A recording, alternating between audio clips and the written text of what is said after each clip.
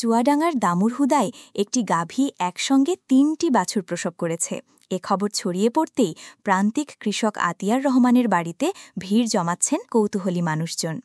গত ১০ আগস্ট উপজেলার ছোট দুধপাথিলা গ্রামের কৃষক মো আতিয়ার রহমানের গাভীটি ৩টি বাছুর জন্ম দেয়। খবর শুনে আশপাশের এলাকা থেকে শত শত মানুষ ভিড় করছেন বাছুরগুলো এক নজর দেখতে। দর্শনার্থীদের একজন রামনগর গ্রামের মহিবুল ইসলাম বলেন, ফেসবুকে ভিডিও দেখে চলে এসেছি, ৩টা বাছুর সুস্থ আছে, দেখতে অনেক সুন্দর। কৃষক আতিয়ার রহমান বলেন, সাধারণত একটি গরুর একটি বা দুটি বাছুর হয়, ৩টি হবে এটা কেউ ভাবেনি। আল্লাহর রহমতে ৩টি সুস্থ আছে এবং নিজেরাই খাবার খাচ্ছে। আতিয়ারের স্ত্রী মজিনা আক্তার জানান, ডেলিভারির সময় আমরা পাশের গ্রামের পশু চিকিৎসক ওবায়দুলকে ডেকে আনি। প্রথমে ২টি বাছুর হওয়ার পর আধা ঘণ্টা পর আরেকটি জন্ম নেয়। এখন ৩টিই ভালো আছে। আমরা যেন খাবারের ঘাটতি না হয় সেজন্য গুঁড়ো দুধ কিনে খাওয়াচ্ছি।